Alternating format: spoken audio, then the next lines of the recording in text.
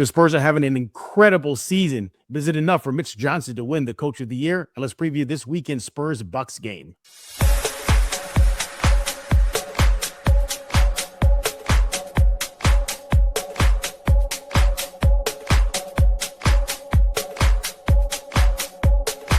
Welcome back to Spurs In Focus right here on YouTube, also on Substack, iTunes, Spotify, Pocket Cast. Pick a platform, Spurs In Focus is there. We thank y'all for making Spurs In Focus your first and only spot for all things San Antonio Spurs. Keep on coming here, subscribing wherever you can. Again, gave you all the platforms. Do it now. I would definitely appreciate it. What are we talking about today? We're going to be, well, if you're watching on YouTube, you can definitely see on your screen right there. Is Mitch Johnson going to win the NBA Coach of the Year? Spurs are having an incredible season. The record reflects that. The winning streaks reflect that. There's so many points / arguments to say that he is. And also, we're going to preview this weekend's Spurs-Bucks game. It's tomorrow afternoon. Heads up, everybody, in Milwaukee. He's going to bring in our guest. He is Mr. James Pledger, the very handsome-looking, dapper-looking Mr. James Pledger with San Antonio Sports Star. He's on next at I Am Pledger. Check out the star. We're going to brag about that in just a few minutes, man. James, what's the occasion? I didn't get the memo. Oh, I was coming on with you, so I had to. That's what it was. I knew it. Also, by the way, everybody, he is also the host of Extra Innings on 94.1 San Antonio Sports Star. He'll brag about that as well later on that show. What you got there? Oh, he's activated the energy source there. Yep. You're not gonna throw a unibeam on me, are you? A little arc reactor tie clip. Yeah, I'm assuming you're not gonna shoot a unibeam at me, right? I'm good. I don't know. Depends where this goes. Yeah. Oh, good look. Yeah. By the way, every time I think unibeam, I think how we just smoked Bucky in that fight, man. Oh man, God. Bunch of things. It was Bucky that blew up the core, the vibranium core, and Age of Ultron. Like unibeam was. That's not to be messed with. That is not to be exactly. We're gonna have our nerd segment later, everybody. So we're not jumping ahead, but let's go and dive into it. So, James, in recent weeks, everybody's talking about MVP Wemby, Defensive Player of the Year Wemby, stephoncastle, all defensive team. The list goes on. KJ, Sixth Man of the Year, but kind of getting lost in the shuffle is Mitch Johnson and his chances, arguments why he should be the new NBA Coach of the Year. There's some pros, there's some cons. James, where do you stand on this? Has he done enough to gain that vote and win it? I mean, if you look at Coach of the Year, it's usually a team that goes from really bad to really good. And box checked. They're now just 2 games back of the Thunder in the Western Conference standings for first.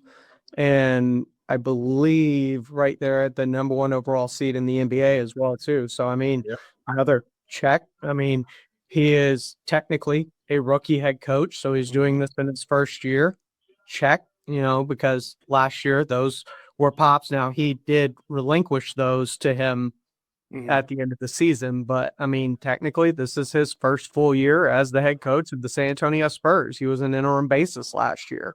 So that's another check in his box. I mean, he's done incredible things with a roster that is very similar to what finished so poorly last year. Only a few tweaks when you talk about adding a Luke Cornett and even Lindy Waters or Kelly Olynyk, people that aren't making that big of a difference. So it's not like there was this massive roster overhaul either on this team. The only difference is they got Wemby healthy for a full season and Fox for a which he didn't have Fox for most of last year, as that was a trade that came in. And then obviously Wemby with the blood clot, but I mean, he did have Wemby for the first part of the year and they weren't doing this. So what's changed? Right. Here's the thing too. You want to throw more checks on the boxes here. He was named Western Conference Coach of the Month this season. Sure. Coach of the NBA All-Star West, Team USA squad. He's guided this team to, and I think this doesn't get enough attention. The longest losing skid they had this season is 2, James. Yep. 2.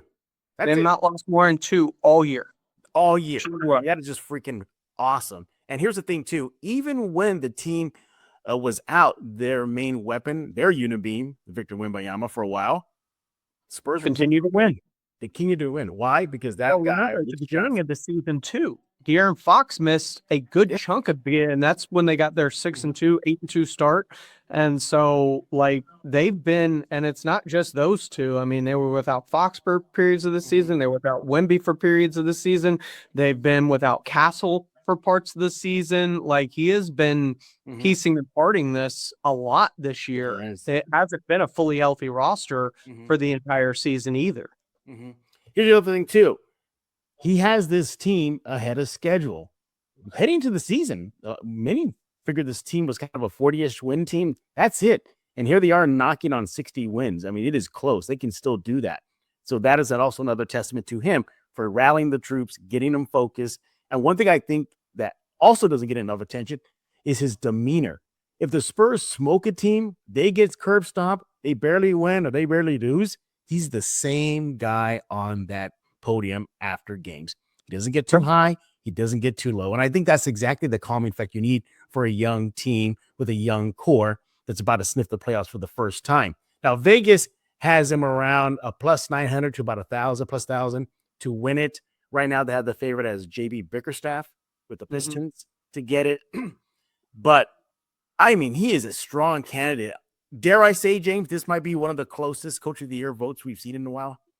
It should be, because you mentioned JB Bickerstaff, and the Pistons have taken a similar jump to the Spurs this year in the Eastern Conference. I mean, they've gone from one of the worst teams to first. And then you also add the fact that I think you should consider probably Mike Brown in the conversation for what he's doing with the Knicks. Yeah. And who I think would be his toughest challenge, it's probably Boston, just because of what they've done. Like, they weren't much like the Spurs, who were expected to be a play-in towards bottom of the Western Conference in terms of the playoff seeding, 6, 7, 8, 9, 10, like that range.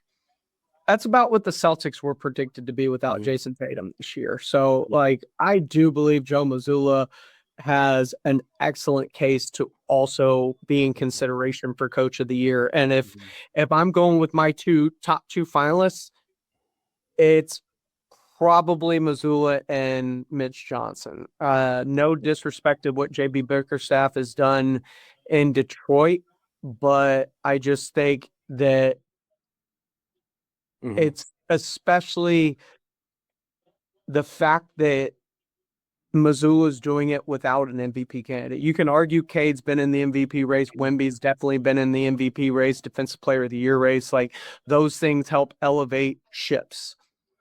Mazzulla's doing it with a bunch of other guys. And, of course, Jaylen Brown's a monster. He is a supermax guy for a reason, but nobody expected him to be able to carry this team to what they've been able to do, including them helping the Spurs by beating the Thunder the other day. Yeah, exactly. Yeah. Thank you, Boston, for that. Does the narrative change if he guides this team to the top record in the West / NBA? There's still a shot for that. I don't know if the narrative changes, because I still think he's firmly in the Coach of the Year race, but I think the odds shift very much towards his favor, more so than they are right now. Being plus 900, plus 1,000, I think you could see them tick up to under plus 500 if he gets up into the top of the Western Conference standings. Yeah, well, Vegas definitely has Bickerstaff right now as the strongest favorite right now to win it. But you're right. And I think that's what's probably going to kind of push back on Mitch getting the award, is that there's other quality coaches earning it. And here's the thing. They're veteran coaches. Mitch is a first-year guy. I think hopefully could be taking his favor, I would think. Right. Yeah. I you read my mind here. I was going to go with that. I think that should help him. Like, hey, look what he's done in this first year. My God, what a damn good coach. But it's rare for that to happen. Not say it can't happen, but it's I mean, rare. it's a lot like assuming, well, Tim Duncan's one of the best defenders in the league every year.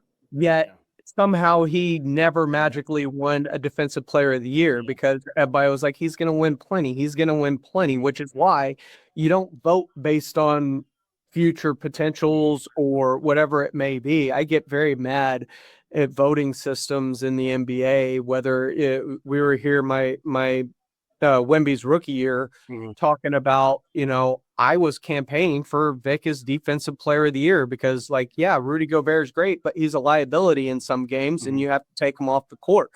I don't care that he's a rookie. It's not the best defensive player in the NBA that's not a rookie. It's the NBA's defensive player of the year, period. End of state.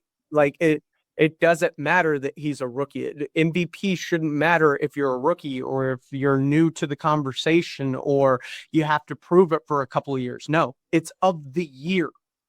And so I have there are these perceptions and biases and things that come up when you vote for these postseason awards that they shouldn't even come into the conversation because that's not what the conversation's supposed to be about. It's not about the best guy that's never won it. No, if the best guy's won it 3 years in a row and he's the best guy in his fourth year, give it to him his fourth year too. Just because you're tired of voting for him doesn't mean he's still not the best player in the league. Like, these are like, it happened with Jordan a lot during the 90s where people just got sick of voting for him and wanted to see something new, but like, it shouldn't dampen the fact that he was still the best player in the league during that time and playing as such every year.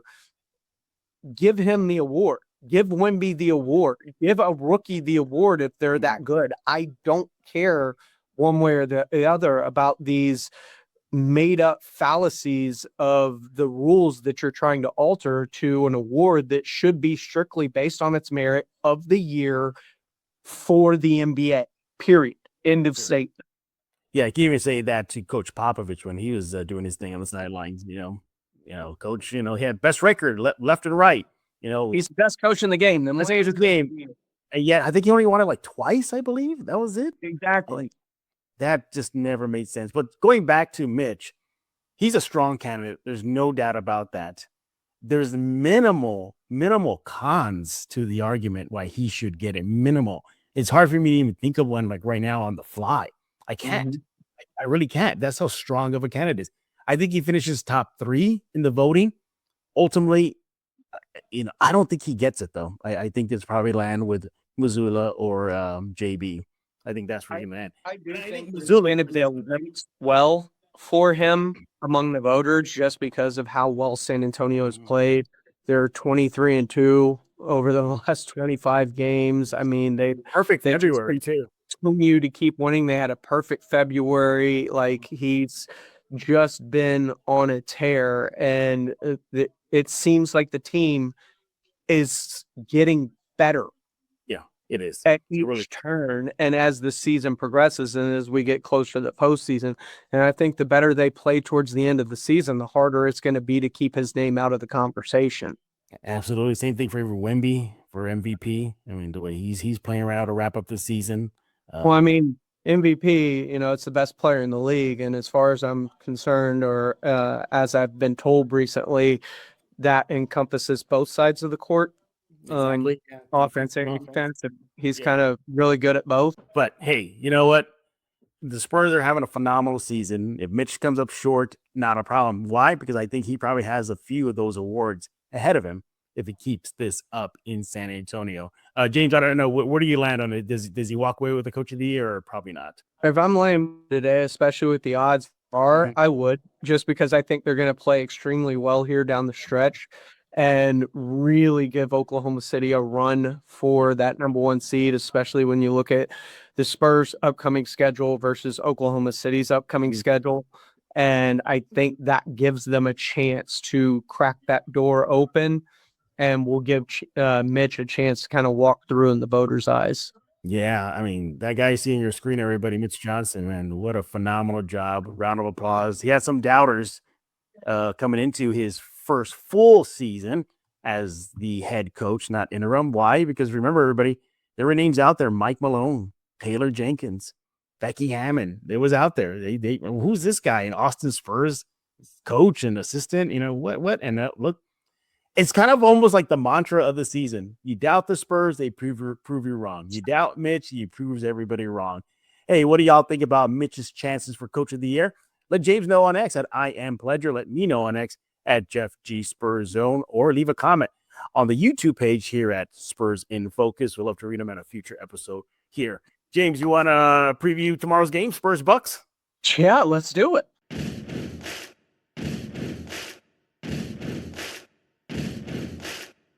All right, let's go to preview tonight's tomorrow's, I should say, Spurs-Bucks game, which is in the day, everybody. In the day. Also, if you want to go celebrate or watch the game, go to the Frost Plaza out there at the Rock. There's a watch. I also have Best Division Championship t-shirt. Yeah, get that also as well. The last watch party of the regular season, so don't want to miss out that. All right, let's look at the tail of the tape here, Pledger. And there you have it. There you see on your screen there. Yeah, Spurs should cruise. I should say, based on this. Preview over. Preview over, everybody. I mean, just look at those numbers there. I mean, just staggering. Heavy to the Spurs side. All right, let's get James in the. Well, I mean, it's also twofold on it, right? You've got the Spurs who are actively pushing, trying to get the number 1 seed, catch Oklahoma City, versus the Bucks, who there's a lot going on in that organization that just a little bit. I mean, wanting to shut Giannis down because obviously they have an ulterior motive and agenda behind wanting to do that, and Giannis campaigning to play and not wanting to be shut down, and the NBA PA getting them drug into like this. This is getting uglier and uglier, and it's really seeming like they're heading for a divorce this offseason. Oh, yeah.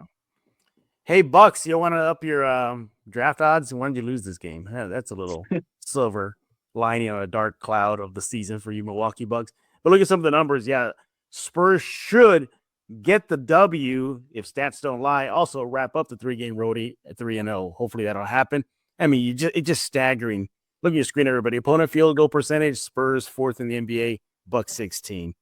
I mean, the list goes on and on. Points per game for Spurs. Opponents points per. I mean, Spurs, you know where we're going, right? Should be a win. Should be a win for San Antonio. I think as of this show right now, I don't think Giannis is playing. So that kind of puts a damper on things. But they're trying to shut him down, so I wouldn't expect him to play, because guess who controls whether he can even get on the court or not, despite whether he thinks he's healthy. Yeah. Hey, this is the last meeting of the season between the Bucks and the Spurs. The Spurs are 1-0 versus Milwaukee, but the Spurs have lost 3 games straight in the Bucks gym, so keep that in mind. Hey, while we're on the topic of Bucks, Giannis, now that the dust is settled, when we see what this team is looking at right now, San Antonio, that is, should the Spurs still make a run at Giannis? No. I didn't want to make a run before this season. The Spurs team is a very, very good team. And even if you wanted to tweak some things about the Spurs, that's not the thing I want to tweak. Yeah. No, they still need adding a 3-and-D wing is the one thing that, whether it's a 3, a 4, a 2, like whatever it is, I want that efficiency from outside. Yeah. And my good God, especially when you look at the Spurs and the way they've played as of late. Like, I retweeted something last night, and I noticed it when I was at the Rockets game earlier this year too. And a couple of the ball movement is just pristine. Yes, and it is the closest thing I've seen to 2014 since 2014. And it is probably as good as that, and probably right in line with what during the Golden State Warriors kind of heyday, Stephen was going off and doing Steph things, but they had great ball movement as well to get those open shots that weren't Steph Curry. And the Spurs, their ability to see the next pass before it happens has just been second to none right now. And that is a dangerous thing if you're heading into the playoffs, the way they are moving the ball, making teams rotate and over rotate and commit to get to that extra guy. And it is absolutely majestic to watch. Like, you could talk about the dunks and the Wemby and all this other stuff. That ball movement, like the way they move the ball at times, is something that gets me giddy. Yeah. What's that old phrase Pop used to do? Best to great. The better to best. Yeah, all that stuff. Yeah, they're doing it this year. Yeah, and I was some of the I just said about this way: the organization is very thrilled right now. Not necessarily just for this season, of course, it's exciting, but was told that they're more thrilled for the long term. Just aren't you always thrilled when you're right? Yeah, exactly. Like, you can't believe winning first, whatever for everybody. Saying they were wrong and needed to go get somebody and like get a big free agent, or go get, in my case, Markkanen, or in other people's cases, Giannis, or whoever it may be, to like trade Murphy the third, whatever it may be. And I wouldn't be opposed to that still, but I think that's still on the table for me. But like that, everybody was screaming this at the top of their lungs all the way up to and past the trade deadline. And all they have done since that is just win and win and win and win.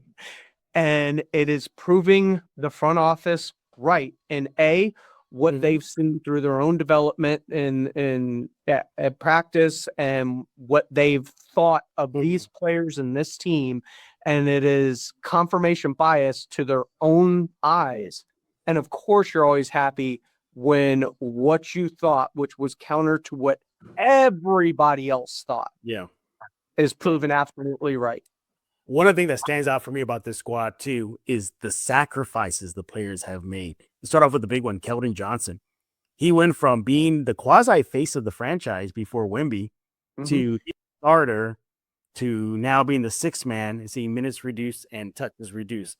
And the sacrifice was very, very hard. And you've heard me very hard on Devin Vassell and his fit with the Spurs. And the role he's taken this year has been phenomenal. And I think it was the other night after the win against the Heat, Dylan Harper was talking about, he's always been the dude everywhere he's been. And he talked about taking on the lesser role and how happy he is. And it's like, as long as we're winning, like, that's all that matters. Like, that's, that talks about what they're doing and how they're doing it, and the mindset that is taking hold within the entirety of the team. It's not one person sacrificing, it's everyone sacrificing. And that includes Wemby, because let's face it, he could do what he did against the Lakers that one day when they rolled out a high school basketball team against them, where he put up 40 in the first half. And he could do that on a night in, night out basis if he ever wanted to.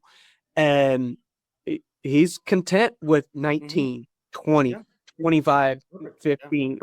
He's okay with that, as long as the team is winning and it all leads to success. And it has.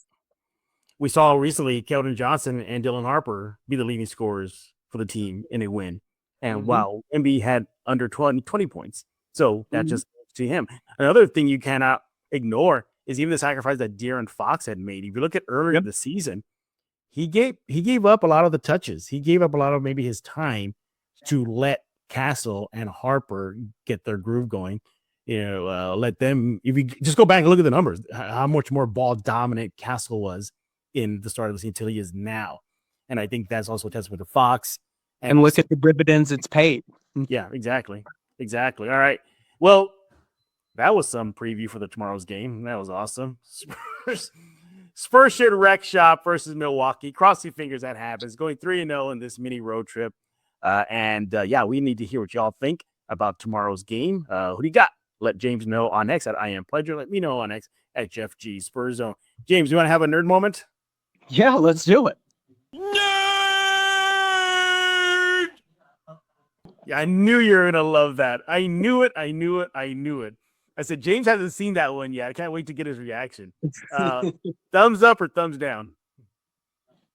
Thumbs up. All right. James, I recently shared with you video generated by AI, but it got me thinking about this battle here. Arnie's T-1000 model Terminator versus the Predator, hand-to-hand combat, no tech weapons used. How do you see that fight going down, and who do you got? I mean, let's face it, it becomes a draw, probably, because if the Predator is losing, Yeah. he's just gonna nuke everything. Yep. Like at worst, and so right, yeah.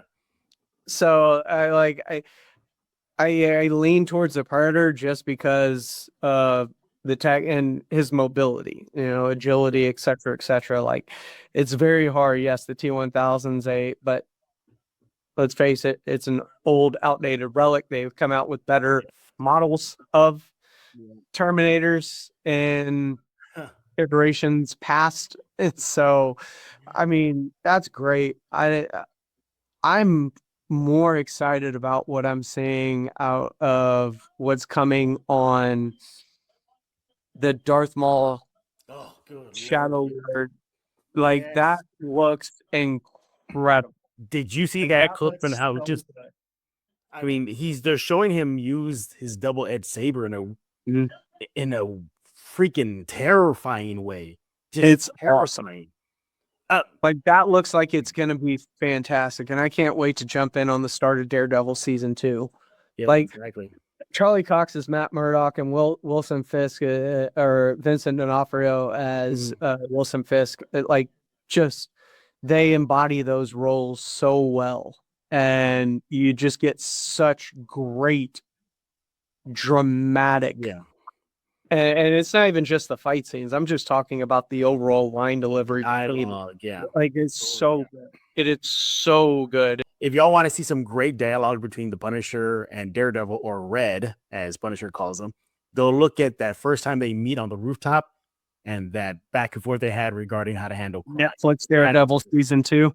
That is just some chef's kiss there. Not just that one. The one where Charlie Cox goes and finds the Punisher in Daredevil Born Again season 1, and that was another really, really epic dialogue they had between the two of them right there, and it gets you. Like, you feel it. Hey, Pleasure, before I let you go, you excited for Man Spider? I don't know if they're gonna fully adapt that. That may be something that they're pick.